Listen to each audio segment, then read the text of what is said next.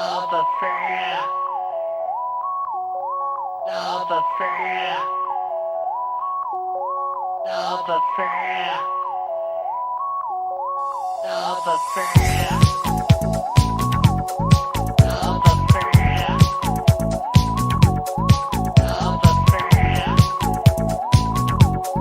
Love affair. Love affair.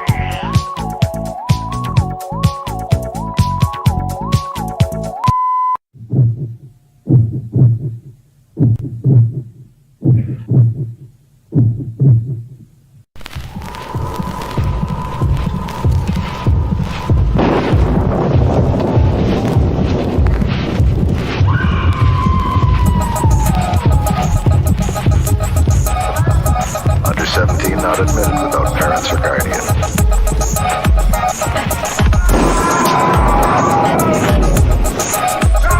Under 17 not admitted without parents or guardian.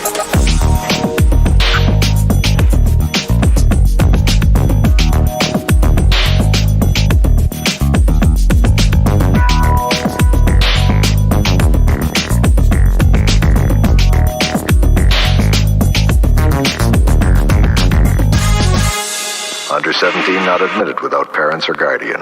Bears don't eat people. This one did. Open jaws, the forest screams. Shadow moves in violent dreams. Flesh and fang, the beast awakes. Trees shatter, the earth it quakes. Eyes of ruin, a crimson stare. Majesty becomes despair. Claws like swords, they shred, they tear. Havoc born of the grizzly's lair. Run, ride through the haze, trapped inside the bear's wild maze. No mercy, no place to hide. Rampage in the dark arrive.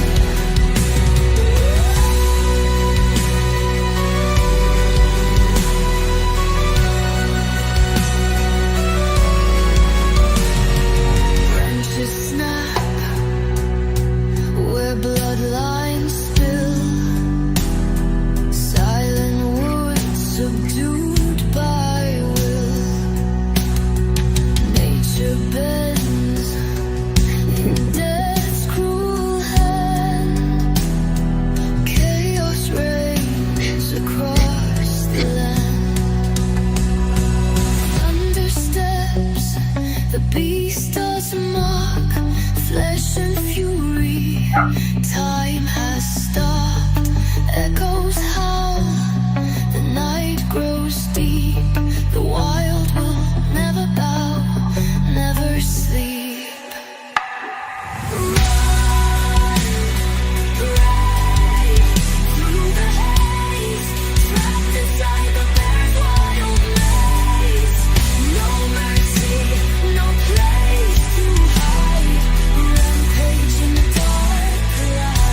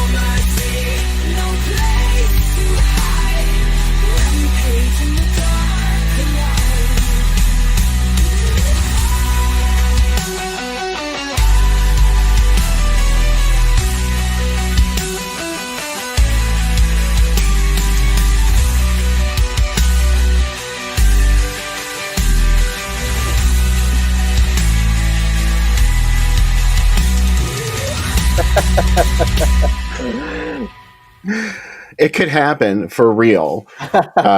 Good evening, fans of fantastic films. Welcome to the Drive-In Asylum double feature. Second night in a row. Crazy. We're just giving it and giving it and giving it this weekend.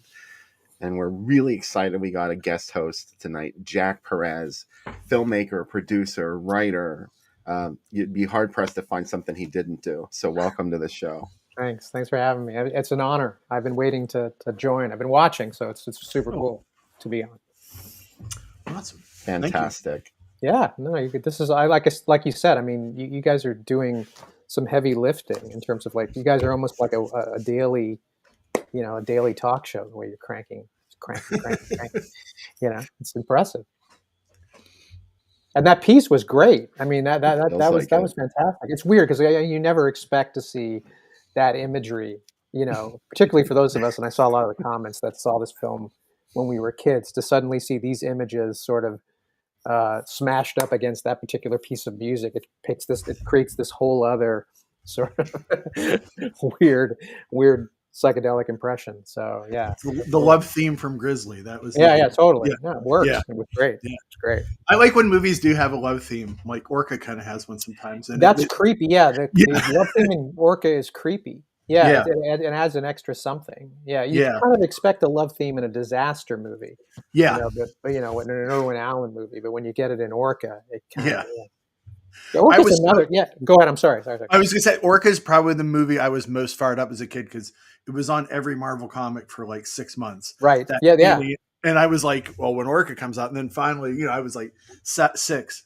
Nobody would take me to Orca, and it was on HBO. I was like terrified of it with like the baby getting washed. Oh no! That is like one of the most singularly traumatic movie moments. I begged for the same reason. The one sheet was in, or actually, I think it was even a bigger spread. It might have even been a 2-page. Yeah.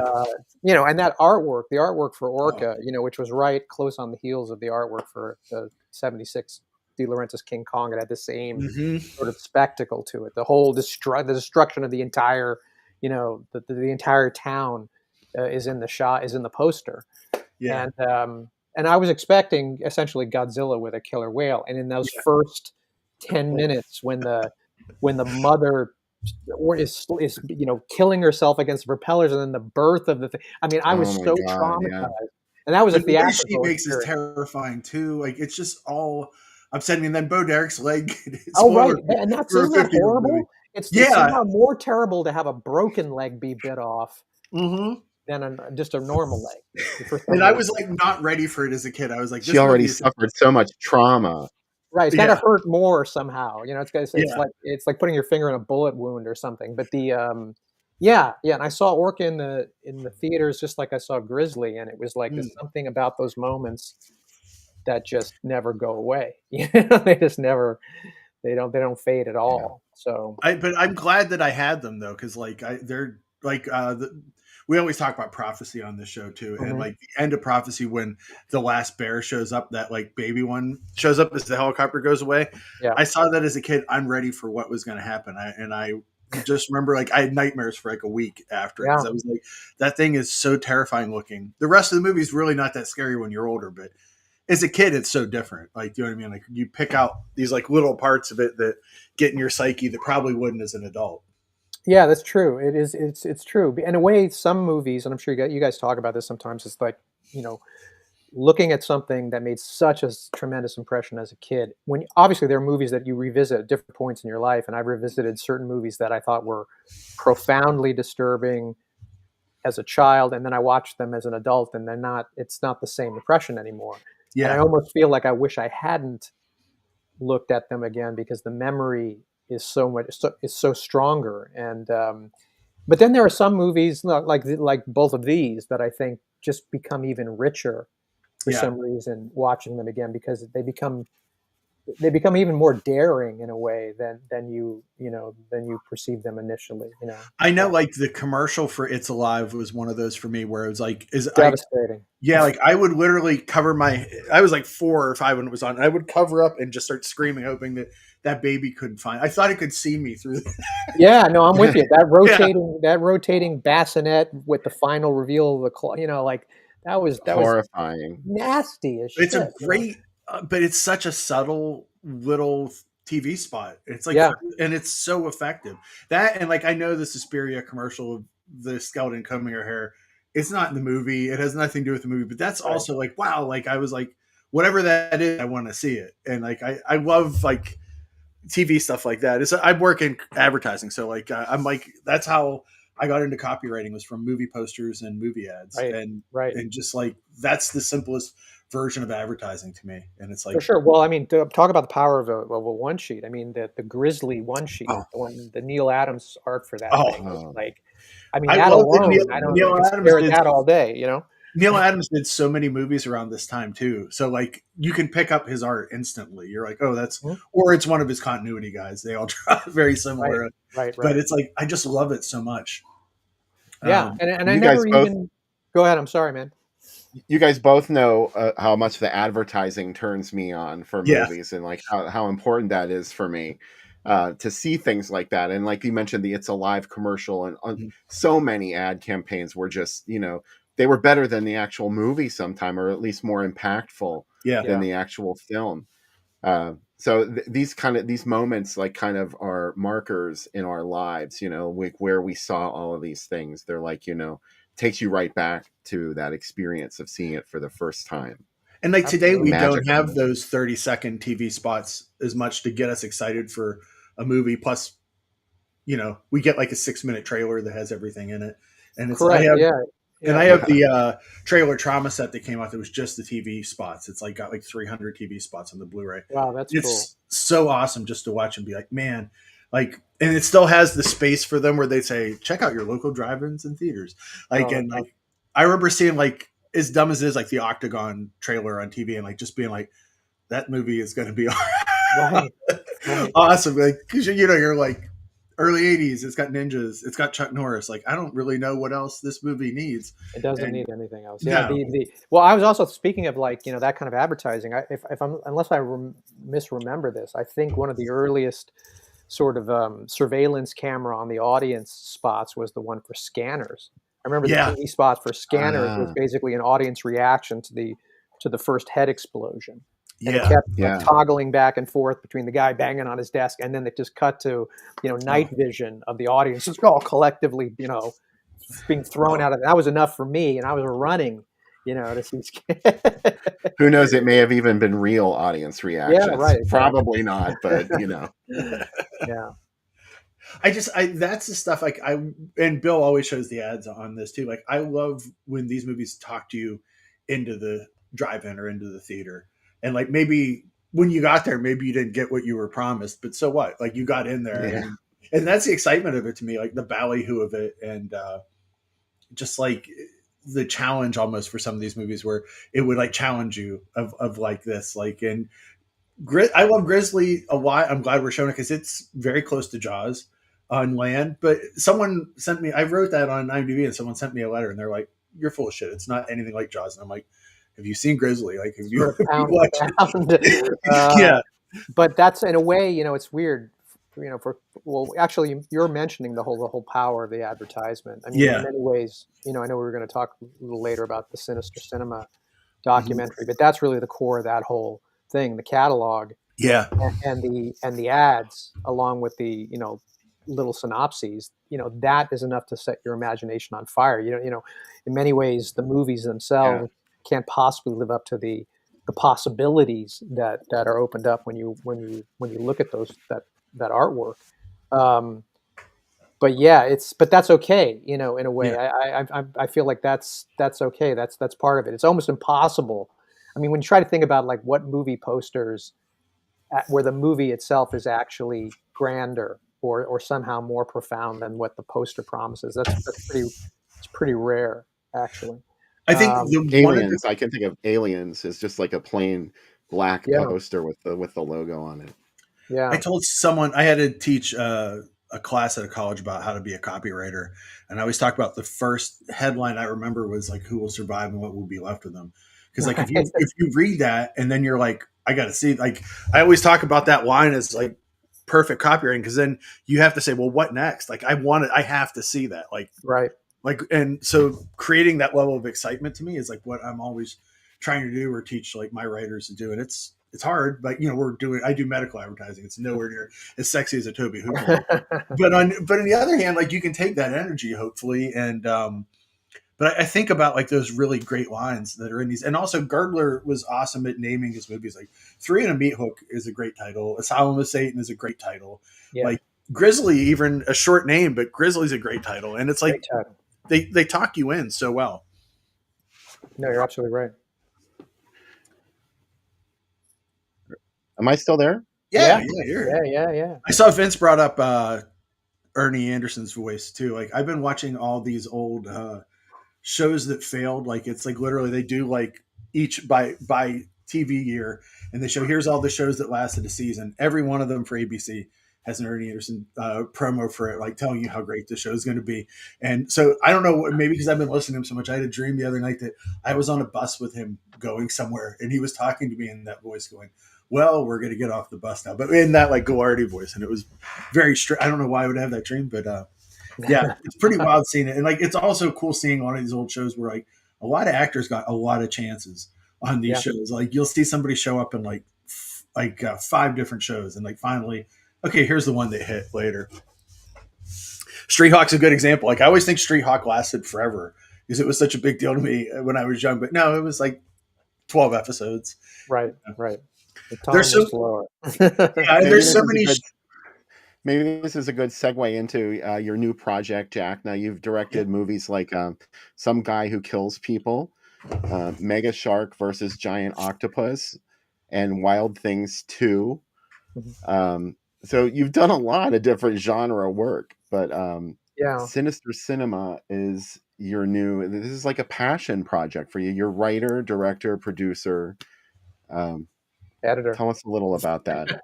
Yeah.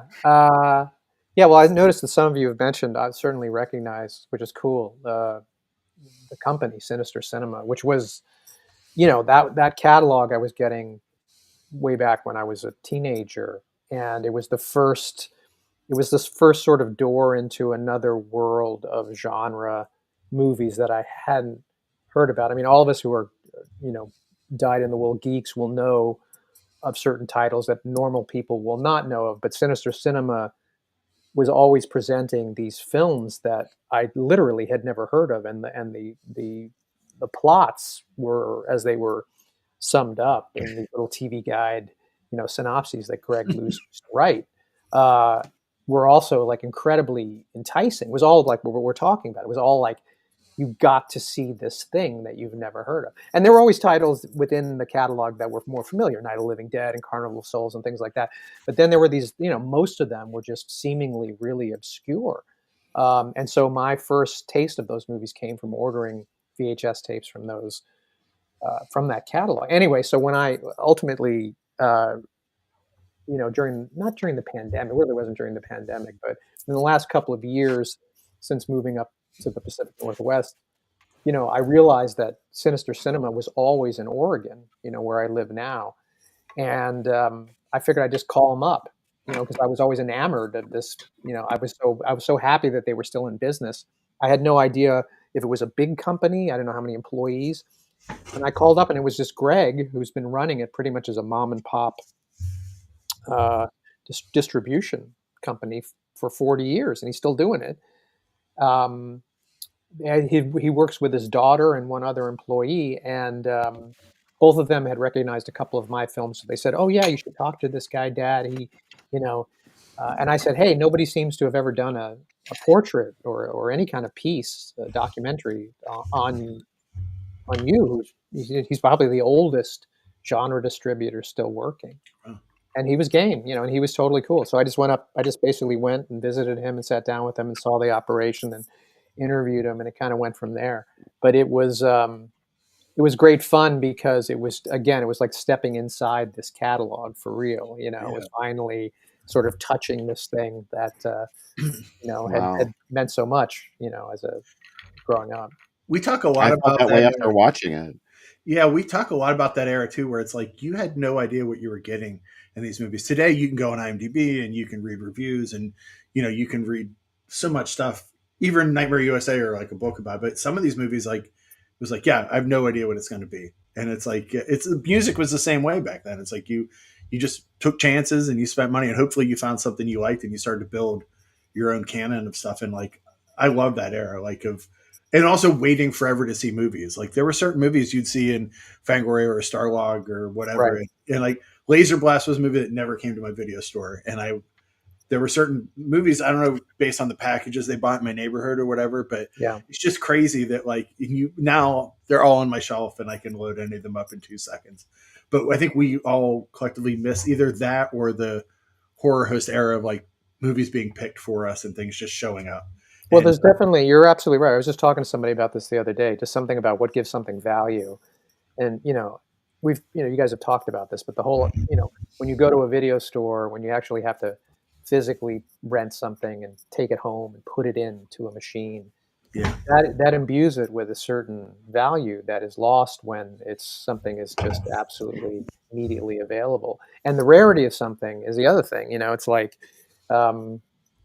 if something is elusive and you're only going to get or like case in point, it's like Star Wars or whatever, like waiting 3 years for a Star Wars movie is totally different from next week on Star Wars, which is what it is now. yeah. Yeah. So That- you lose something, and like you said, having only a slight like sliver of a perception of what it is, whether it's from a poster or a lobby card or 30-second TV spot, and that's it, is much different than going into something having already experienced, tons of scenes already and what have you. It's a totally different, it's a totally different experience. And it's funny too, because you'll talk to somebody about a movie back then and they'd be like, oh, it's horrible. And then you're like, oh, well, I loved it. Like, you know what I mean? So you almost have to like find your own peaks and valleys within these movies and hunt down stuff. And what are different people's, do you know what I mean? Yeah. Like whose opinion can you trust? And also, how do you get it? That's so valid. I mean, I say that to, to students who are, like in whether they're in film school or when they get out into the working professionally, and so much of dealing in the business is dealing with other people's opinions and notes and audience test screenings and all that stuff, which is like stuff that I hate. But to your point, I think what's more important and what I tell them is who is giving you this note. That's more important than anything else. Like if you have respect and like somebody you respect telling you something, is totally different from just anybody saying something, and the trouble is that studio executives have a tendency to listen to anybody, in an effort to, to squash down any fears that they might be making a mistake. So, but anyway, yeah, you're absolutely right. It's like when if somebody you respect recommends something, that's a totally different thing, It's hard too, because now, they even look at social posts and things like that. And it's like, well, it was different in the day when critics said something about a movie because they had training and they would go to school. Now everybody can have an opinion and can be on Letterboxd. I talked to a director that was like, yeah, if my Letterboxd scores weren't a certain level, I would have got a different distribution deal. And that's what they were looking at. And I'm like, right. So then even if you're making a low budget movie and you're trying to do something unexpected, one of the things he told me is like, everybody hated my lead character because he's an asshole. He's like, there's a reason he's an asshole. That's how I wanted him to be like that. I didn't want him to be normal. And he's like, every bad review is like, I loved the movie, but hated the lead character, 2 out of 10. And he's like, well, that's not a good review, but that's what people see when they see my score of Letterboxd. And he's like, it's very frustrating. Yeah. And I said, yeah. Well, the danger with reviews is always, as the old saying is, that if you're going to read you're going to read the good reviews, you're also going to have to read the bad reviews. And it's sort of like you can go down that rabbit hole pretty deeply. It's, at the end of the day, it's still, no matter how a critic has been schooled or how much wisdom they have, it's still just an opinion, and, I think probably the deadliest thing that I've seen in the last, 10, 20 years is really the equating of box office with value. Mm-hmm. And ever since, it became common knowledge what a movie made over a weekend, which was, as we remember, it was not something you grew up with. You didn't know how much a movie made, and suddenly it became clear that everybody would know how well a movie did financially. And that becomes, kids are like, well, if a movie made money, then that must mean it's good. Right. And it's like, no, wait a minute. That has nothing to do with anything. Also, if you're by Saturday, if your movie hasn't achieved what your planned opening was now, it's considered a failure versus like, movies we loved were in wide release for not even wide release. They were in release for a long time, and it took time for them to find, Yeah. and maybe some of them found their audiences later on video or cable or Right. other places and eventually made money. But like, yeah, Halloween was out in October of '78, and it didn't really become a hit until '79. yeah. I mean, it started to gain traction at the end of '78, but it was '79 by the time Halloween broke big across the U.S. and they reissued it in a wide release after that. So Yeah, that's right. yeah, like it would have been written off as a failure in today's market. Yeah, no, there was a time when something was allowed to find its audience, which that's a different time. But And I think yeah, go ahead. But I think I'm yeah, sorry. I was gonna say, as Bill always shows, like sometimes it had 6 or 7 chances because they just keep changing the name or the poster. art. Right. And it was like, Yeah. we'll get this out there somewhere. It'll work Right. somehow. right. I shouldn't like that as much as I do, but I do love it. No, I love it. So, what about tonight's films?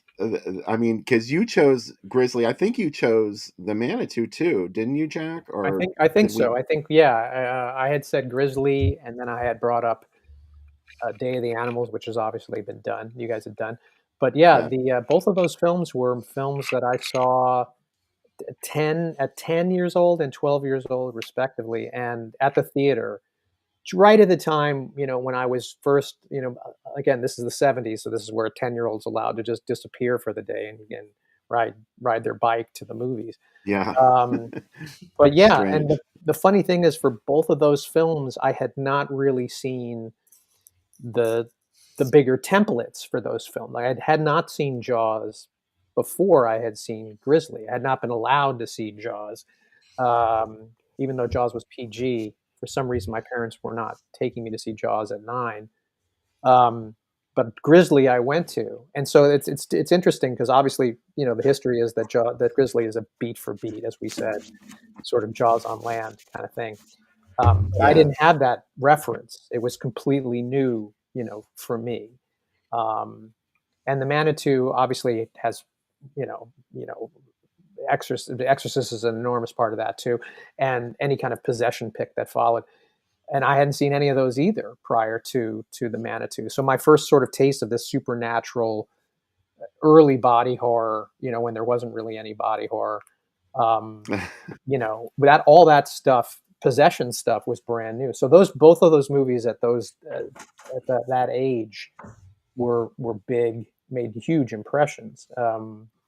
And I think the thing with Girdler, when you watch a lot of low budget movies, you can tell when somebody really does have there's the expression, they can hear the music. In other words, like, despite the low budget, despite even the exploitation sort of motivations, like, this will make money, you can still tell when a filmmaker actually, has a real feel and a real passion for movie making. And that was the thing that even as a young kid, starting to make Super 8 movies, I could tell that this guy enjoyed making films. There was a joy in the stuff, stuff that was inspired, in terms of how he staged it and how he shot it, despite, the lower budget. And you can tell. What were some of your Yeah. What were some of your Super 8 movies you did?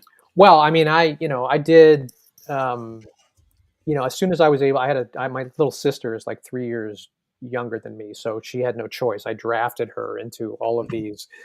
They were all horror, science fiction, splatter movies that I did, and I was constantly, pouring blood all over my sister's head. And so they were, Mummy versus Frankenstein and Attack of the Wizards and anything I could think of. That it was all violence. It was all just inspired by what I was watching on television. And like a lot of kids, I think that's a very specific generational thing. '70s kids appropriating the family Super 8 camera and deciding to sort of venture out and make their own stuff is like a classic step towards ultimately making movies professionally for a lot of people my age. I think that's the one thing they got right. I mean, the film Super 8, which is not a very memorable movie, what it does get right, really, I think, is that time when kids were starting to like. Yeah. In fact, there was a Disney movie. Do you remember this? The one with Johnny Whitaker. Was it called the Curse of Frankenstein's Castle or the The Secret Escape from Mystery of Frank Dracula's Castle. Mystery of Dracula's Castle, right? And that one is like, if you look at that movie, they're kids going to a spooky haunted house to make a movie, to make a Super 8 movie. That's actually like the plot. And I remember seeing that at right about that time, saying, "Wow, that's amazing! There's actually a movie about kids making, making their own movies." So, um, yeah, there's nothing. I mean, in answer to your question, Bill, there's nothing nothing to speak of worth showing. But No, but I just was curious as to yeah, what no, was it was all, your yeah, ideas. yeah, it was all monster horror.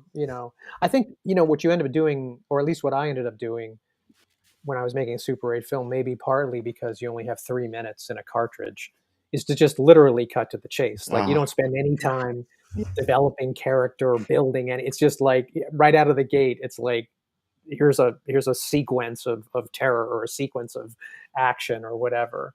So those were the things that that's what put me off filmmaking because I begged for a Super 8 camera, and then when I got it, I realized that you could only shoot like 3.5 minutes at a time, and I was like, oh, forget that. I think I did a couple right, of things. I did some stop motion animation, yeah, which was actually it came out so much better because you had to wait, you had to take it and get it oh developed. right, You didn't know whether it was going to look like anything, and there was that moment of like threading the film into the oh it's huge. projector, and you're like, okay, I'm going to see it for the first time. Well, we And talk about that, yeah, I totally. And was impressed with a couple of things I was able to do. yeah, no, stop motion was huge. I mean, I had, at that same time, I had been watching, all the Willis O'Brien stuff. I mean, I'd seen King Kong 1,000 times and Mighty Joe Young and all the Harryhausen films. And stop motion was like the first thing I tried.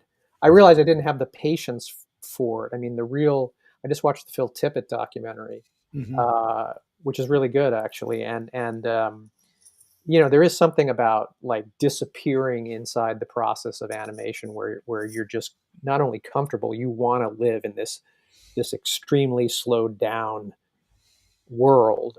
It's something that I can appreciate as I edit something, because you can easily edit and 14 hours goes by and you're just in it. But as an animator, I didn't have that patience that I think it really takes. You have to be slow down your brain into this other thing. And but I'm a great admirer of it. Ultimately, when I ended up doing that film for MTV in the early 2000s, Monster Island, it was all that love of stop motion came out, because I was finally able to do a stop motion monster movie, live action combo, and I even named the Adam West character Dr. Harryhausen, in that movie. I couldn't help Yeah. myself. But that's cool I that think you that started was with. the first thing that I identified with you because you bought an issue of the magazine, and I think we talked online a couple of times, and I was like, Jack Perez. He was like, oh my God, it's the guy that made Monster Island. That's the one I remembered. That's right. Yeah, I think that That was the was first time. Yeah, exciting. yeah. And by the way, I mean the magazine. I mean the magazine is just that's that's everything that we've been talking about. Yeah. It's all the good stuff. It's all the promise. It's all the initial excitement about the thing, which really can't be topped. I mean, yes, you see a poster for Star Wars for the first time. You see Star Wars. Yes, you're going to be. There's certain circumstances, but nothing really matches that high of the anticipatory high. And I think that the magazine is just like it's like Sinister Cinema. It's like you're just saturated with this feeling, which Yeah. is why it's such a joy. To That's what it's about. Really about that. It's about nostalgia and the way we experience these films, as well as learning things that maybe we didn't know about the making of the movie, hearing the voices behind the people who made the films, and maybe these are like lesser known. We've done some high profile stuff, but most of what I like to focus on is the people that nobody else talks to. So it just keeps it going, and it's about reconnecting with these pieces because a lot of people are disillusioned with films that come out today, or maybe not the films themselves so much as the way the films are marketed, the way we were talking earlier about how something is a hit, and then you're going to get 10, 15 more films just like that because this one was a hit. It's Yeah. very predictable. And, there was another version of that going on in the 70s, but somehow even the imitators managed to be a little bit more original than what we see today, which are Totally. literally shot for shot remakes of certain films. Yeah, that's the thing. Grizzly again. Like they basically really studied. They really studied the Carl Gottlieb script for Jaws, and they really we need this scene, we need this scene, we need these characters, but somehow it still feels very much its own thing, despite the high level of xeroxing or transposing. There's just something. Maybe it's the Grizzly thing itself. I mean, I had never seen a bear, on the Rampage movie before, and something Yeah. about a giant bear just by itself was inspired enough. So who cares if all of this stuff is really lifted from Jaws?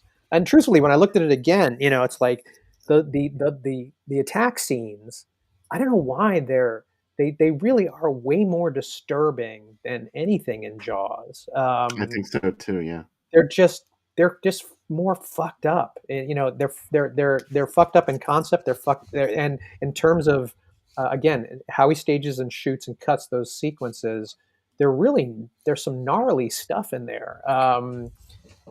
And I don't know, like the little kid, the little kid getting attacked and killed or getting his arms taken off.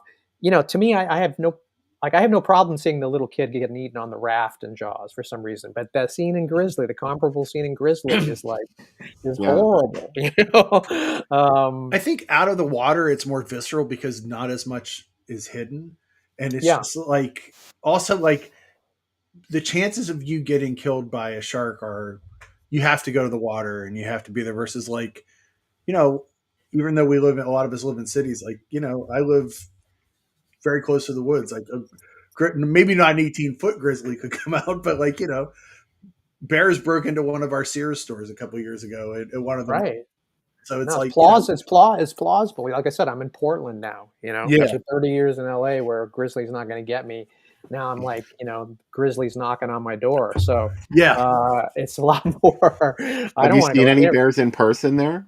I haven't, but people are constantly, this is like everybody wants to go hiking and camping, and anytime the concept of, and I guess this is the New York City kid in me. Anybody brings up overnight camping, I'm like, are you kidding me? It's like you're just asking for Grizzly to come in and shred you. Like, there's no way. There's just no way.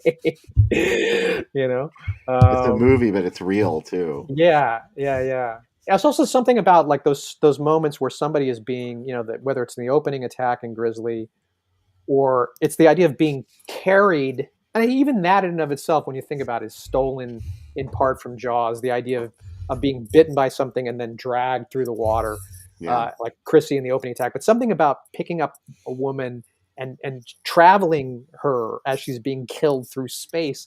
There's something about that is really visceral and horrible. And way more limbs, I guess, are a miss in Grizzly than in Jaws. A lot of limbs go, including the horse head, right? Yeah. So, that stuff just never went away. It's just that I saw that. You see something like that at 10, doesn't go away.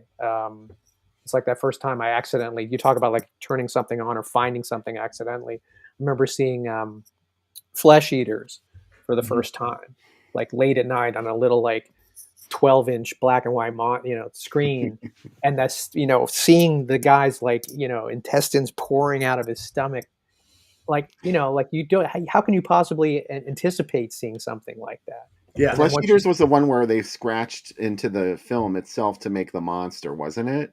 I think there was, I mean, the Flesh Eaters is the one where it's like, you drink, the guy drinks they're corrosive, bacteria, and it's like, and he's a Nazi or something.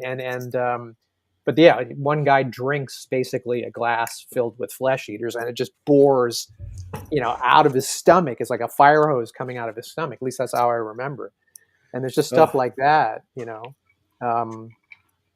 that you just, if you haven't seen anything like that, you can't unsee that kind of stuff. My Flesh Eaters never do that to me. Good. I remember one of my friends is like that about Barbarella because the scene with the little things with the Robot? teeth. Yeah. Yes. Yeah, the robot. Yeah, And yeah, like yeah, yeah. it like terrified him for years. He had no idea what a movie it was. And then finally he like got to 4K and he's like, this is the movie it's been terrifying me. Like that I've had nightmares since I was like 8. Like, yeah, it was Barbarella. And he's like, I would have never guessed. Like it seems innocuous now. But you know, when you're that young and the fact that something that small is that dangerous and it comes Oh up. yeah. Yeah. I had the opposite experience. My mom was like, you got to go to bed now. I think like once she was floating around, all her clothes got torn off. I didn't think they realized that Barbarella wasn't going to be a PG movie. Yeah, I know. I watched it again later. Don't worry. It worked out. That's a drag. Mm-hmm. Oh, look at this. So we have some ad artwork to look at. There's a lot of ads for tonight's first feature. Both of them, actually. Lots of good stuff. And we have, here's the iconic version of the one sheet. Now, this is almost like a disaster film, too, because there's a cast panel as well. Right. Yeah. There's all the pictures. So you know this is a high-class film when you see these. That's right. And I like, Jack, that you brought up the Neil Adams art, too. It's so great here because he created all this, like, black space between her and him, like, where she's just really small within him. And it's perfect for an ad. Like, it's him. He worked in advertising a lot, too. So, like, he knows, like, how to put together a great look. Oh yeah, you're absolutely right, and it's like, and again, even if I never really thought about it, but even the poster, which again I think this is a stronger poster than even the Jaws poster, but clearly the mandate was, if you think about it, it's just a flop of the Jaws. Yeah, it's really, yeah. it's really just inverted Jaws, but I feel like this was so much more striking in a way. The artwork itself is just beautiful, you know. And it's funny you mentioned, you know, Bill, the disaster thing, because I really feel like even the opening of Grizzly with the whole helicopter sort of montage, it's a sort of this cold open where Andrew Prine is like talking. And even that, you know, the fact that the audio is actually coming from the actual headset. It's the headset audio as he goes on about the beauty of national parks or whatever. Oh, yeah. Which was a device that wasn't, you know, I think, you know, Coppola used it later in Apocalypse Now, where you actually hear sort of the communication between the helicopter pilots through the headsets. But then it breaks into this big sort of towering inferno opening musical, you know, like the score itself is like this sweeping, you know, it has this sweeping disaster movie kind of quality to it. The logo has more of a disaster look than a Jaws logo. Like it has Yes. like the perspective style logo, like Towering Inferno. That's right. Yeah. That's right. Bill, this is your style ad with the stars and everything. This is very. Oh, yeah. I think I literally hollowed this out to make one of our Drive-In Asylum weekly ads. I love ads that talk shit on movies that maybe shouldn't. More satisfying than Jaws. Like I love that. Don't do that. Yeah, like okay, guys, we get it, but you don't have to hit us over the head with it. Don't antagonize Spielberg, please. It doesn't. My favorite ad types of Bill shows are the ones talking shit on Hitchcock, where they're always like so much better than Hitchcock, and like just leave him alone. Come on, really, Mr. Hitchcock? Have you really made a better movie than the other in the Hitchcock tradition? Right. Here's a couple for you. Oh, this is a double feature. Wow. Yeah, that's good.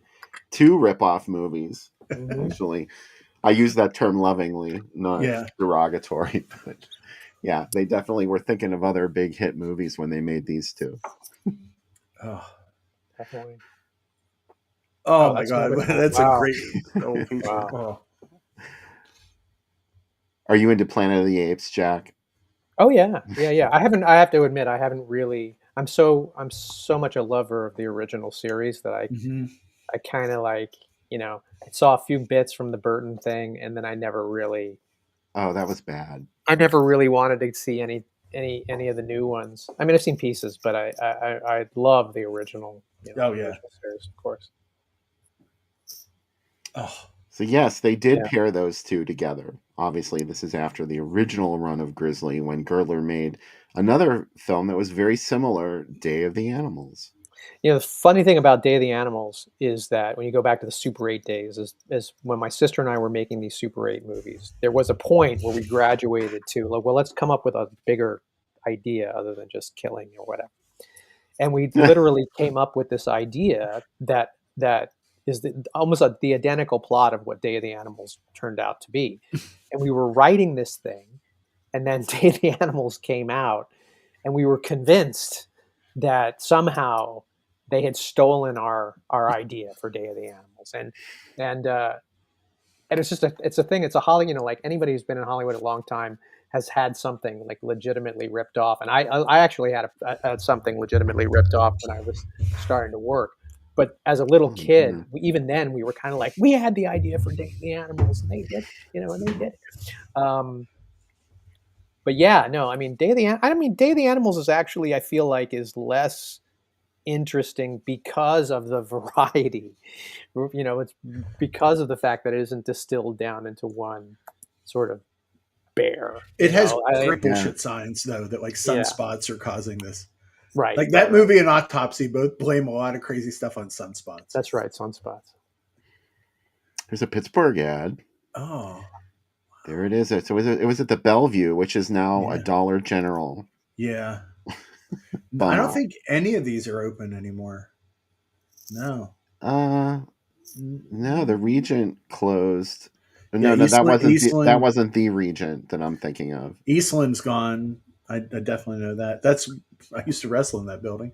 It's funny. I just saw in the comments here, Daryl mentioned that the Apes movie could be traumatizing, and I completely agree. The end of Escape from the Planet of the Apes. Yeah. That is fucking horrible. I mean, the murder and the baby falling off into the water. That's horrible. And I have to say, even the end of Beneath the James Franciscus it's shot through the head, and slides down the wall. These are brutal images, Yeah, they're very like almost they're definitely end of the world movies, but like they get so dark, like really dark. Yeah, I love that like the apes it's not just the apes. There's like the mutants. There's this whole world of like crazy stuff within the movies once you get into them.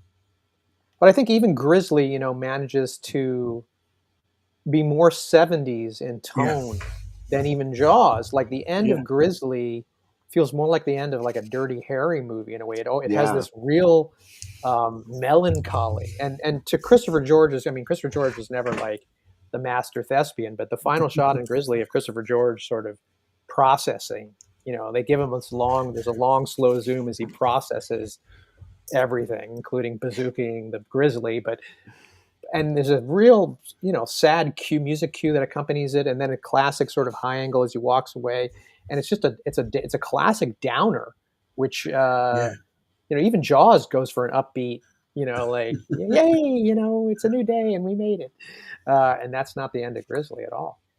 It wasn't the bear's fault, right? It's almost like I feel like there's something where he's like he feels badly for having blown up the bear. Bill, this is a dream. Yeah, I knew this was going to get a gasp out of Sam. As soon as I saw Harry Novak's name in it too, I was like, "Well, talk about a title, man! Rattlers is like the best title you can get. The tagline is "What an awful way to die." Right. And again, a time when it was okay to kill kids. I mean, Rattlers has that. Like just kill the kids. It's okay. They fall into the snake pit and they get. Oh my God! I can't remember if the little boy in Grizzly dies. I think he's just slightly dismembered. But I think he survives. I should mention too, I have the novelization for Grizzly. Oh wow. And the boy's fate is the opposite in the book. So what happens in the book? It's the little boy's fate is the opposite. He either dies in the book and lives in the movie, or the other way around. Gotcha, I can't remember which is which. The book is really violent. It's super gory. Like even cool. I mean, that's more. What I was. Well, that's another thing. I mean, the novelization, particularly for movies that I couldn't see. Like I distinctly remember like standing in like a thrifty, magazine aisle reading the novelization of The Omen. The Donna Omen. I wasn't allowed to see it. And basically getting as much information as I could. From just flipping through the book, looking for the good parts. This one even ripped off the maybe too intense for young children from Jaws. Like it went all the way. I love at movies that invite comparisons to other movies, like not since Jaws, like, but what, like totally. two exclamation points too, which is a copywriter I know means that we're really telling you that this is true. This was Yeah. the other design for the one sheet too. Yeah. I'm not sure if there actually is a one sheet like this, but you'll see more of it in an ad. And by the way, anything with a warning is just, Oh, that's yeah. just all the better. I remember when the original magazines for HBO, the monthly, Mhm. magazine, nothing caught my eye more than graphic violence. Oh, Like the yeah. word graphic violence, that's all you need to say. It's like, that's just taboo. Of course, I got to see that. If it I says always joke graphic that like violence. I started reading the Pittsburgh Catholic as a kid in like 81 after church, and like all the movies that got the morally offensive rating from the Pittsburgh diocese were like, they're my film canon. It's like Right. like especially like Amityville 2, which is like the most anti-Catholic movie ever. Oh, Like, oh my like God. they literally told us in church, like, if anybody goes to see this movie, it is morally horrible to go see it. You You're should going to not. hell. Yeah, they actually Right. brought it up in church, and I was like, I got to see this fucking Well, if they movie. bring it up, then that's Yeah. it. That's the last greatest endorsement you can get, right? Yeah. Bill, Legend of Spider Force with Grizzly is insane, and then adding in Sergio Martino's Sex with a Smile is. Did I go back in time and plan this, or Night of the Witches too? It feels like these are Night all of the Witches is the yeah. first one I noticed. Oh my God. Definitely a movie where nothing happens. Do you like Night that of they put an X on Grizzly even though it's a PG movie? I'm not sure what that X is supposed to represent because it says really big at the top of the ad that it's PG. Yeah. So I don't And know. maybe it's just like that day and that day, or maybe they're just like, hey, if you get X out of it, cool. They were smoking. Yeah. Oh, That's all it was. God bless them. yeah. Here we go. Oh my Yeah, this is a God. nice alternate ad design, Wow. I think. I don't think I've ever seen this one. Yeah, this one's wild. Yeah. I can remember when Grizzly was on network TV, Whoa. and it had one of those grave announcers that came on before that was like, due to the nature of this motion picture, parental discretion is advised. Right, which is another, appetite, creator. Absolutely, Yeah. Well, especially like you said about HBO, Jack, when the HBO warnings came up before, I always looked at it as a checklist as a kid. I'm like, oh, this Absolutely. has, like sexual content, graphic violence. Like, yes, like this is why I'm staying up. Right. This is really nice too with this smaller format one. I like this size. Oh, look at those lines. They're Oh. beautiful. This has The really whole nice movie ones. section was laid out like this. I think this is from El Paso. Yeah, it outbites Jaws. I haven't seen that before. Outbites. Going camping, see Grizzly Yeah. first. Somebody was riffing on that. I love it. Yeah. I love it. Oh my God. That is great. A night of eco horror carnage awaits you. Right. Oh, Right. I really do like Day of the Animals though, and I always talk about it when Leslie Nielsen takes his shirt off to fight a bear. Yeah, It's you guys hilarious. were talking about that yesterday. Yeah, Yeah, that's a key scene for you. Oh my God, it's so good. It's like lightning everywhere, and he's also an advertising executive in it. So I've worked for a lot of guys like him, and I'm like, oh yeah, totally. He would It's be personal the one to for freak out. you. Yeah, it's very personal. I'm like, when that bear hits him, I'm like, it's just justification for years of having to redo copy. Yeah, Right, exactly. Vengeance is mine. yeah, exactly. This would make a great T-shirt. Yeah. It would, yeah. I like that she looks so innocent, just sitting there. Oh, Yeah, she's just La-di-da-di-da. stoking the fire. it's even more than Jaws. Like, is she swimming in Jaws? The girl swimming in Jaws, and like, of course you expect something to be beneath you, but like in this, she's like, well, there's Nope. nothing behind me. Nope, nothing behind me. Man, Chata's land with it too, Bill. That's Bronson. There's nothing you couldn't see at the drive-in. Oh, Look at this Slithis. one. Well, Slithis. Well, it's funny. The Crater Lake Monster again, because Crater Lake is actually up here in Portland, and Greg Yeah. Luce of Sinister Cinema lives right next to Crater Lake, and it shows you how movie nerds' worlds are forever corrupted. Because that's my only reference to Crater Lake is the Crater Lake Monster. Like I wouldn't have known the Crater Lake was even a thing, except for the Crater Lake Monster. And Slithis was one of those movies that I couldn't wait to rent. When that popped up in early video store days, that to me was I was something about that particular artwork got me.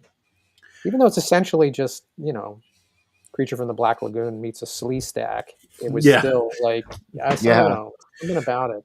We were watching YouTube the other day, and my wife is much younger than me. They'd never seen Land of the Lost, and she said, "This is stupid." Oh, wow. She's like, "Why were people scared of this?" I'm like, "You were born in '84. You maybe don't understand like what it was like. Like this is what we got, and it was good, and we were fine with it." Yeah. I love my favorite thing about Slithis is for $0.25 you could join the Slithis Survival Club, and he would skip your house and not kill you if you would set a quarter in. He would ask to see that card in your wallet. And I don't think Slithis was that smart to do it, but as a kid, I'm like, well, I told my mom, like, I gotta get this Slithis card because I don't want him to call put us it a in danger. survival kit, like Survival kit, like a weapon in it or something, but it was a folded sheet of paper.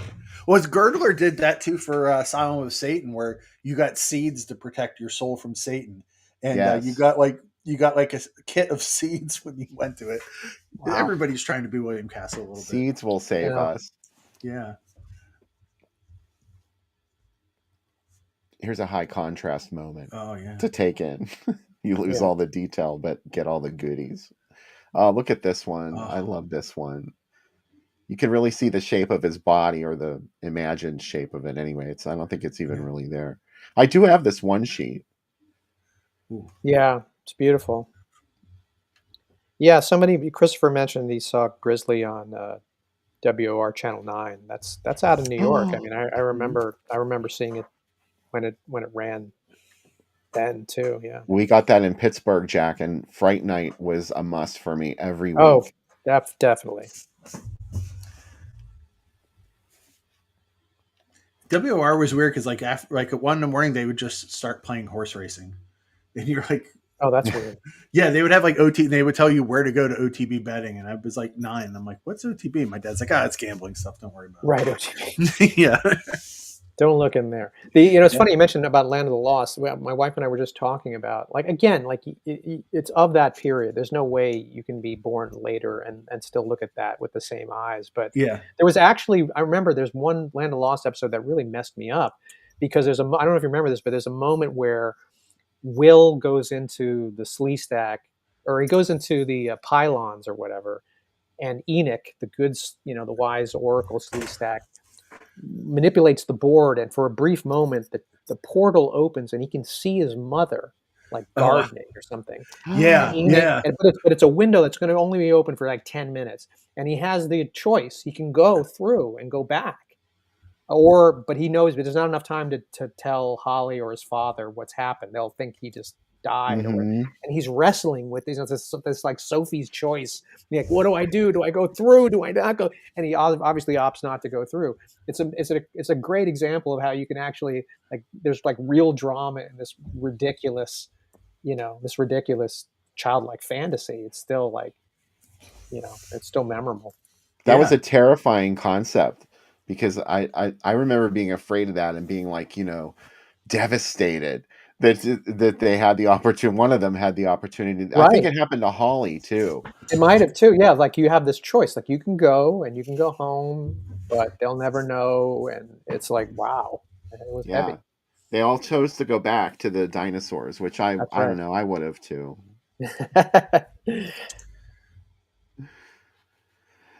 All right.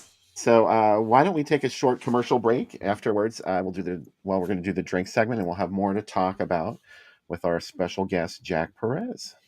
Right on. Here we go.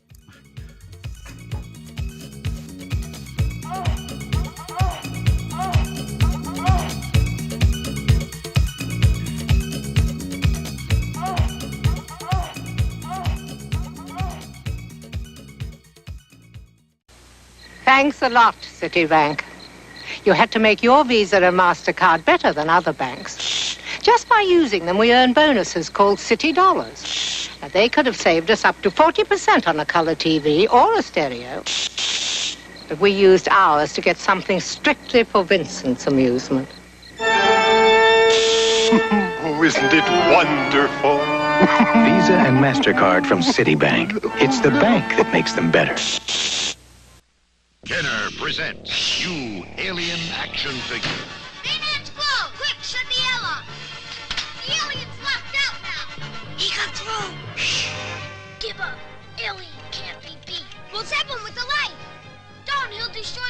ship. We've lost. Better find another ship. Let's try the kitchen. Another triumph for Alien.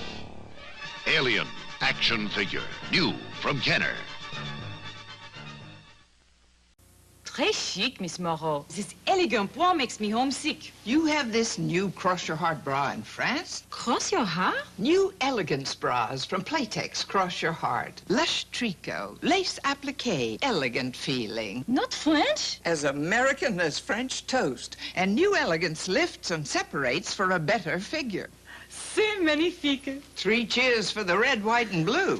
New elegance bras from Playtex, Cross Your Heart. Elegance you can feel. My husband's picking me up, Madge. Wait, don't let him see those hands. He may drop you. It's dishwashing. What'll I try? Well, everything. And use Palmolive liquid. Softens hands while you do dishes. I'm softening your hands in it right now. Feels soft, like a lotion. Well, sure. Palmolive's really mild. Must be. But how does it clean? Great. Right, Madge. The same Palmolive formula that's so gentle on your hands also cleans the toughest grease, leaves everything spotless. And Palmolive softens hands while you do dishes. Hi, George. Ooh, soft. Madge, Palmolive's worth a mint. Well, here's a mint. Where's my Palmolive? Remember, Palmolive softens hands while you do dishes. It's a grizzly. Oh. You scared of this movie? Or do you feel a kinship to the grizzly bear? I could take him. You could take him? I could take him. You like Prophecy Bear better? I am Prophecy Bear. Didn't want to tell you, but... Good boy. All right, Cubby. Cubby's going to help us make the grizzly bear. It's got an ounce of amaretto, ounce of Jägermeister, ounce of Bailey's, 2.5 ounces of milk. Again, every country has contributed to this drink. I'm trying to bring the world together in a glass. Kind of like, well, not totally a White Russian. It's got milk in it. That's what the essentially the only thing. If you like Kahlua better than Bailey's, you can always do that too for this. Is this a Starbucks? This is Starbucks. You take this to Starbucks and say, I have a mobile order for Cubby. Pazuzu. I have a mobile order for Pazuzu. Oh, man. If only Starbucks could make this. I can change my name on that. It'll say Pazuzu. Oh, my God. I have a mobile order for Pazuzu. Is that your wife's name? Yeah. That's her name. This is really good. The Jägermeister is unexpected. When I don't even know what, the weird cough syrupy goodness of it comes back into the milk. What? I love it. Anyways, enjoy Grizzly. Enjoy this drink, Grizzly Bear. Enjoy Cubby. The grizzly is grazing. The grizzly is eating cat food. Oh, that's how it starts. See you in a bit. Pazuzu. Bringing the world together in a glass. Yeah, that was a great line. So how was the Jaeger was dominating? Yeah, it's very dominant. I have it here. I mixed it up. Now that it's like actually stirred up for a bit, it's good. But it has like the spice in it because there's like 70 botanicals that they say that are in Jaeger, but it comes through. So imagine a White Russian that had like the spiciness of the Jaeger popping through. That's kind of the flavor of it. So it's interesting. Yeah. I don't know if it's for everybody, but if someone that drinks a lot of Jaeger, I like it. Cool. I used to have my last simple glass of Maker's Mark instead of the fancy cocktail. I actually had a machine in my last big agency. My team bought me one of the big ones from a bar for like my 40th birthday, and so like it was so loud, like it would turn on and it would just like freeze the bottles. And I remember our boss coming through and he's like, "You guys have a Jaeger machine in your office now?" I'm like, "Yeah." He's like, "How much do you guys drink while you're working?" I'm like, "Well, like, were we still hitting our deadlines?" Like, yeah. Did you ever work in advertising before? Yeah, I know. Like if you see me carrying a coffee mug in advertising, chances that it's filled with alcohol are super high. Well, my father-in-law was in advertising in San Francisco in the 70s, and they were constantly bombed. Yeah, it just seemed like part of the part of the world, the landscape. It was just long lunches, a lot of wine. You know, it was all that was what was happening. My creative director would walk around with like he thought he was sly because he would have a big coffee mug with wine in it, and his teeth would be like dark by the end of the day, like because he'd been just drinking wine since the morning. I'm like, Dave, we all know that you're drinking wine. Maybe drink something lighter. Like people can't tell when you're drinking whiskey, and if you put enough Coke in with it, it's fine. That's what I do. I'm a union box office ticket seller, a member of IATSE, and it used to be that a manager was not allowed in the box office. Like this was years ago. I've been doing that for 21 years, but this was before I even started. And there was an older guy that worked there when I got my full-time position named Al. And Al used to talk about that all the time. He was like, we used to have a bottle of scotch in the safe all the time. And like, we were drinking in here constantly because the managers weren't allowed to come in here. So like, they didn't know unless you were like making an ass out of yourself or something. Yeah. It's crazy. Because when I started this, I started this new creative director job in December. And I had to go get drug tested for like the first day because it's in medical. And I was like, I've never got drug tested in advertising ever. Like this is very, and look, I passed. Like, I got a C. Good. I had a C minus, but I did all right. So as long as you passed. Yeah, exactly. So, but it was just strange. Like I just hired someone now and she's like, do we really have to get these tests? I'm like, yes, this is what happens. Yeah. Different time. Yeah. So I actually don't drink unless I'm on the show. Usually, or am I the bad influence then? Yeah, I know. And like I think for the first couple years that we did the show, like I wasn't really drinking all that much, and then all of a sudden I just fell, Sam. Right. Yeah. And you filled my house with bottles of booze, and I started drinking out of them. Yeah. Oh well. I leave some every time I come over. Yeah. When you go to the drive-in in 2 weeks with me, that's when there'll be a lot of drinking at the drive-in. I can't wait. Oh my God. Jack, you would love this event. I'm sure you've done stuff like this too, but you know. What is it? The Super Drive-In Monsterama. Oh, wow. It's at a rural drive-in near Pitts, about an hour away from Pittsburgh and about an hour away from where Sam lives.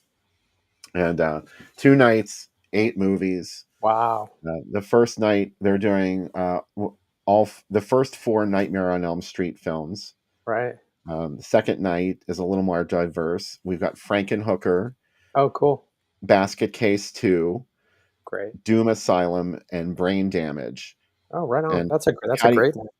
Patty Mullen is going to be there too in person. Frankenhooker herself is going to be there for photos and autographs. Wow, I envy you. That sounds like a great evening. And there's trailers and all the old ads and stuff in between. Oh, that's wonderful. So it's a total immersive experience. There will be a Drive-In Asylum trailer up on that big screen. I live for that moment every single time. So it's a lot of fun. Yeah, super cool. Yeah. It's the best part of it is like we watched like Toolbox Murders a couple of the drive-ins ago, and like I like it, but now I love it after watching it with like, you know, like 6 or 7 of us sitting together.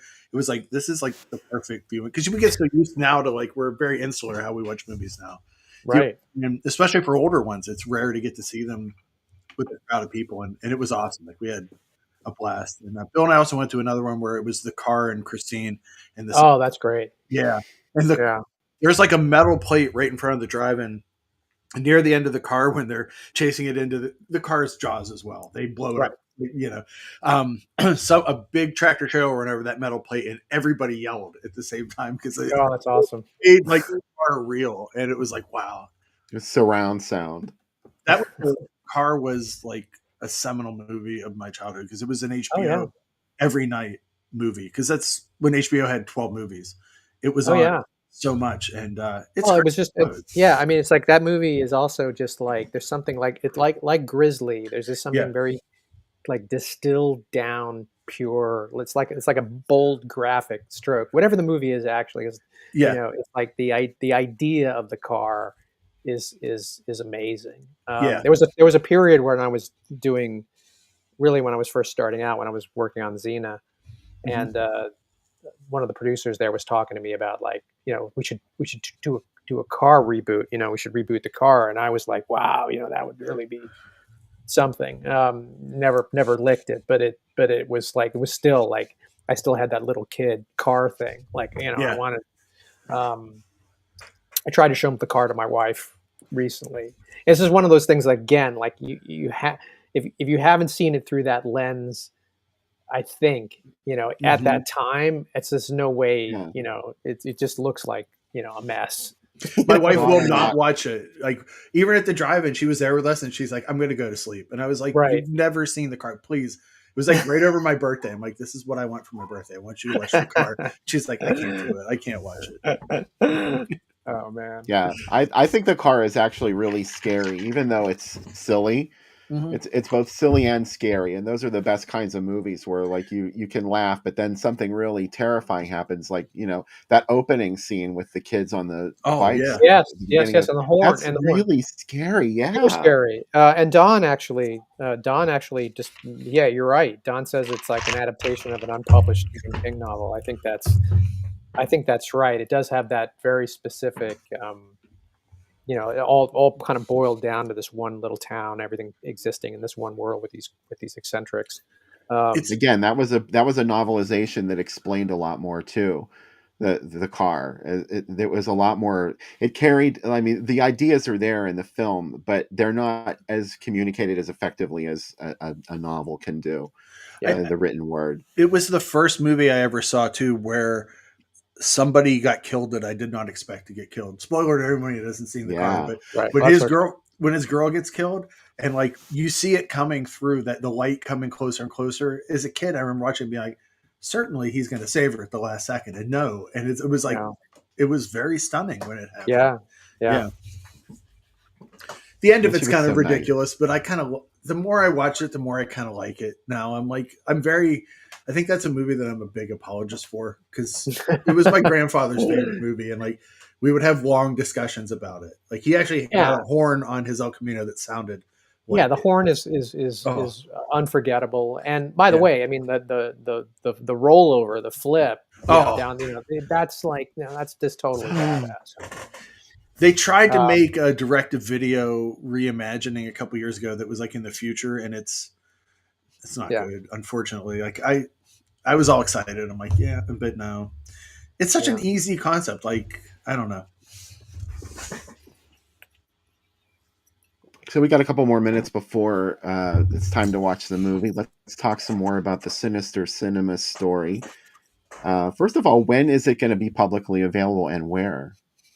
Yeah, good question. Right now, it's going to come. Actually, it's Sinister Cinema is actually going to put it out later this year, and then TerrorVision is going to put it out on Blu-ray. With as part of like what we've been talking to Greg about through TerrorVision is this idea of sort of cleaning up some Sinister Cinema titles and releasing them on Blu-ray, because Sinister Cinema sort of stops at DVD. There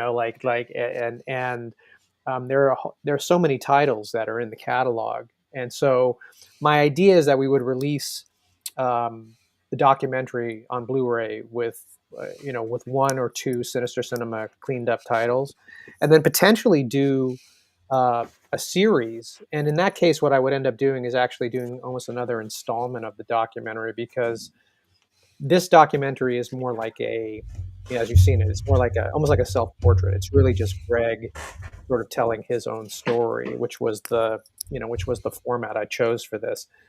So it's not really a traditional objective documentary where a lot of other people weigh in, but I do think like a second part where people like ourselves and filmmakers and current distributors and just fans will have a lot to say about Sinister Cinema, and in that way we can kind of keep it going. So that's sort of the plan right now. And I've submitted to like you do. I've been doing my whole life. I've submitted to a few festivals, and we'll see if it plays at some of the genre festivals. That's really more up to them. But it'll be out there. It'll definitely be out there at some point this year. Sam and I were lucky to see it, and it really is engrossing. I was sad when it ended. I was like, no, it's not over yet, is it? Well, good. Then I really appreciate that. And I, obviously I'm preaching to the choir, but also I think I think you guys would be perfect to talk about, what titles.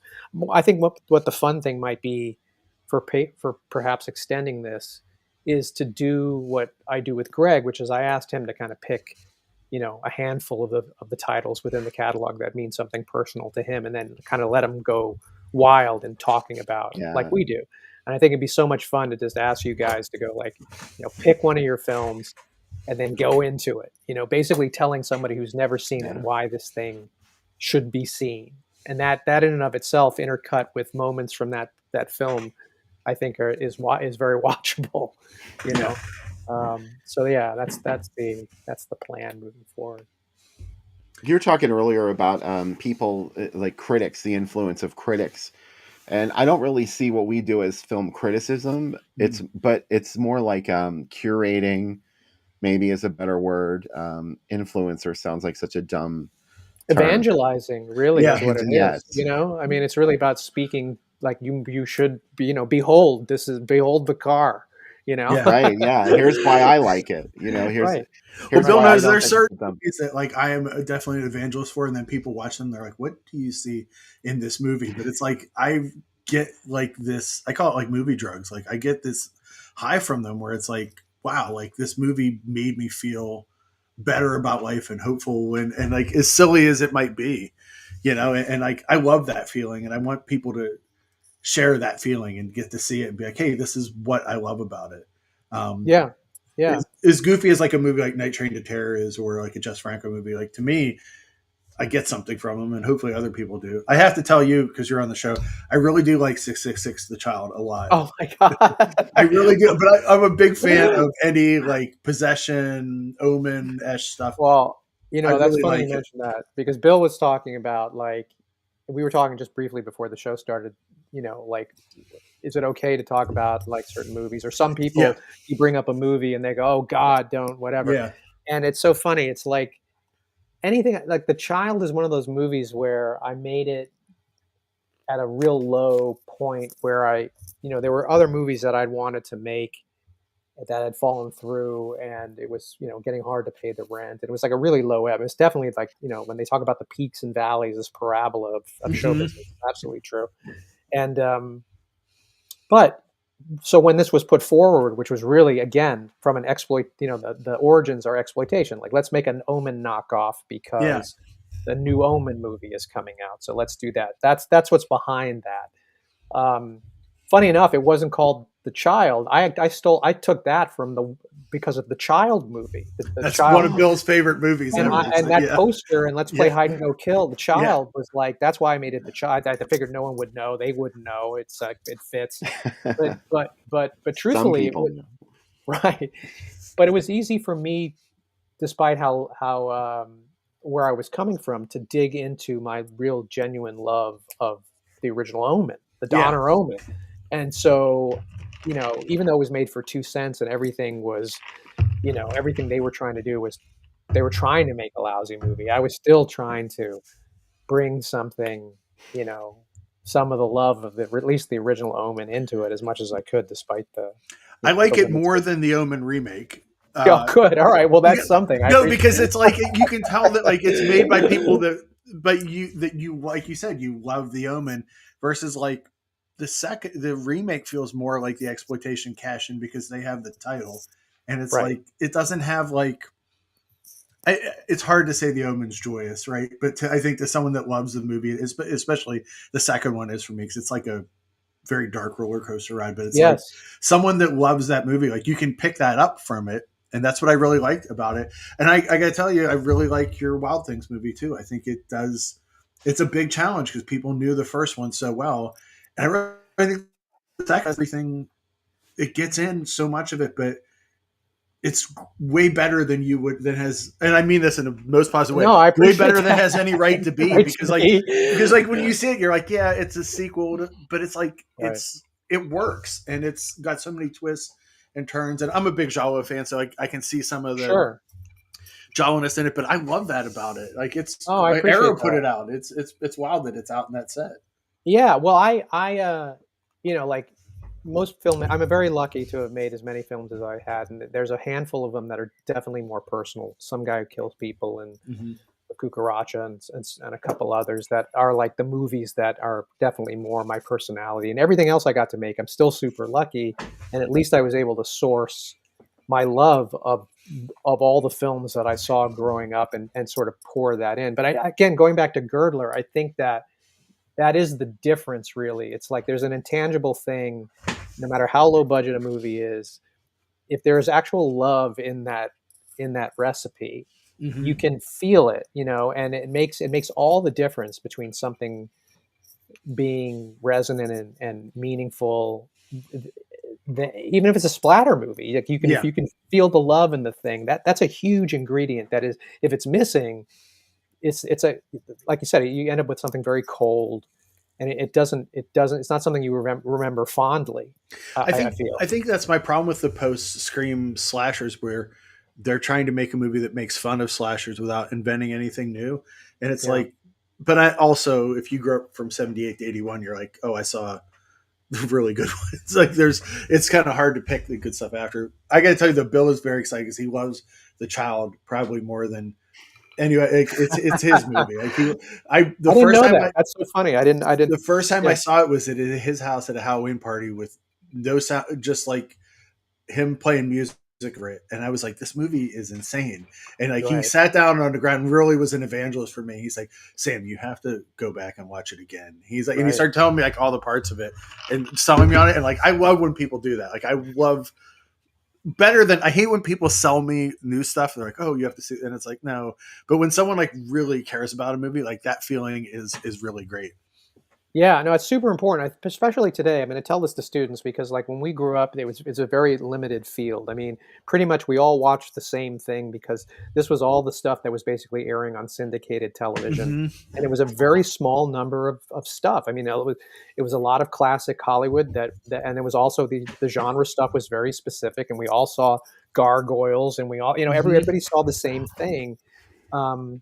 And now the universe is so wide, and there's just so much that unless you have somebody sitting you down saying you must see this thing, this is like important, they're never going to find it. There's just too much, content that's really, like it's too much. I don't know how anybody. So it's really that kind of shepherding someone or guiding someone to a particular film of the past is more important now than ever because there's so much. And by the way, that's another reason why I sort of did the Sinister Cinema thing, because I really do empathize with the volume of movies that people really never heard of. I mean, and the old expression, I think I mentioned this to you, Bill, is that, like people sweat blood to make the worst movie you ever saw. It's like people broke their back to make usually, something that you never heard of. And I felt like, if I could just, in this very short documentary, present just a taste of this stuff, just so you would go, holy cow, I never even knew this. That looks cool, whatever this is, I think is important because so much stuff is lost just because people don't know about it. It's there, but they'll never know about it unless somebody says, hey, sometimes there's a time limit too. Like there are movies that are lost and maybe they're going to stay lost. They might be in somebody's basement, but they're degrading. Like there's a shelf life for any kind of VHS even degrades. So there is sort of a time limit to be able to rescue certain films. And I cringe when I think about the things that are lost forever. Yeah. Like, London After Midnight is the first one that everybody talks about, even though, people who have actually seen London After Midnight are like, you know what? It's better. It's better in your mind than the actual film which is sort of what we were talking about. It's like, that actually came out when I was talking to Greg, when I was interviewing him for the Sinister Cinema documentary, because that came out, the idea of London After Midnight. He said, oh yeah, I remember a friend of mine actually saw it, and he told, it's like someone who's seen, the day the crown cried. Yeah, that's what I was going to say. That's the one. Like, I'll tell you that it, and it's so interesting that it can't possibly live up to what we imagine it would be, There's certain movies that have, though, because like The Astrologer was a movie for years I was hunting for, the kind of lost 75 movie. And when I finally saw it, I was like, this is almost better than I had hoped. Like, cause it's so weird. Right. And like, but like, and The Farmer was another one. Like I was dying to see The Farmer for the longest time. And I guess it kind of, in a weird way, lives up to it, but that's Laser Blast did not. As much as I do like it, like Starlog sold it like this is going to be the next Star Wars. Oh, I know. I mean, those Dave Allen aliens were like, can't they're amazing. Yeah. I enjoy watching the MST Laser Blast. Actually, Yeah. To me, that's the kind of the best way to watch that. And movie. the other one, all the Mike Jitlov movies were always talked up, like Wizard of Speed and Time. All right. I finally saw them. I know it was easy to find them now, but like this year, they did live up to but that was in Starlog every issue. And oh yeah, they were selling them for what, like $75 on a That's right. He was one of the first people I met when I came to Hollywood. When I was first starting in LA, the first feature I did was this movie, America's Deadliest Home Video. Mm-hmm. And the guy that produced that happened to be friends with Mike Jitloff. And he said, you should come over and meet Mike. And I went over to Mike Jitloff's house where he was, he had just finished, Wizard of Speed and Time. Well, a real interesting character, that guy. You can't shake hands with him. I know that's that. right. That was psychic. My first thing. I was I put my hand out and he didn't. And oh, really? Yeah. Oh, yeah. No, he won't shake hands. He has like the dead zone thing, like that he can see everything about you if he touches. I always remember it's the only time in my entire life where I put my hand out and someone wouldn't shake. I mean, it wasn't personal. It's just yeah. But yeah, I thought that was just for the movie, and I talked to someone like, no, that's him. Like that's absolutely him. That's absolutely him. That movie's great though, but it's like these things, like when you would see them either in Warren magazines or in Starlog and be like, send $75. I'm like, God, that was a lot of raking yards. A lot of money. Yeah. For a preteen kid, like that's a lot of money. That's a lot of money. Well, people forget that. I mean, I remember like, the prices for a store bought, the early, tapes, it was like $100, Oh yeah. That price break, that happened in the middle 80s when all of a sudden, you could buy a VHS for $20 was like, that suddenly became the sell-through idea. That was huge. The public domain ones too. Like I remember when we could buy Night of the Living Dead for $10, even though we didn't know what public domain was. Right. And the fact that we could have that's a huge movie in anywhere, but also in Pittsburgh. It's a bit, but like to know that we could own that was like, wow. And I remember just looking at that one tape that we owned and being like, that and H.G. Wells' Things to Come, the 30s one. Those were the two public domain ones that were easy to find. And it was like, wow, like we have these. Yeah. The first one I ever bought was Nosferatu. Oh, really? Wow. Yeah, it was one of those generic brown boxes. I forget what series that was, but it was a clamshell box, and I had never seen it. And that was a magic moment putting that on for the first time. I'd read so much about it as a monster kid. Yeah. That was a movie you were never going to see on TV. So I was just an electric moment. And I still love it. I got to see it in a theater at one point, and I don't know if you've ever if you ever get the chance to see it in a theater, go. It's an amazing experience. Yeah, never seen it projected. Yeah, that's cool. Yeah. So that said, we should get to our first feature for the night, Grizzly. A stunning William Girdler film from 1976. We've talked so much about it. I hope those of you in the chat who haven't seen it, are there any Grizzly virgins out there tonight? Send us a quick message before we go to the first break. And we hope that there's at least one or two people that are going to be watching this movie for the first time. I wish I was seeing it for the first time. I always say that, but it has a sweep, that it shouldn't have. Yeah. It has a sweep that's it's actually kind of rousing. It's good. I was really straight edge when I was growing up, and I didn't drink and I didn't smoke pot until I was like in my early 30s. And then I discovered watching a movie stoned, and I was like, it's like watching it for the first time again. It's a brand new experience. There's like shit that I didn't even think about the first time I saw Alien, and then I watched it stoned, and I was like, this is really weird. They're like months from home. There's nothing out here. It's like in the middle of nowhere in fucking outer space, and there's a monster there. So it's great. Cool. Do drugs, kids. That's right. And we hope you do some before you watch Grizzly, or don't, whatever. Anyway, Jack Perez, you'll be back for segment number 2, right? Yes, I'm coming back. All right. We hope you'll all be back as well. We'll have lots more to say. In the meantime, Enjoy GRIZZLY.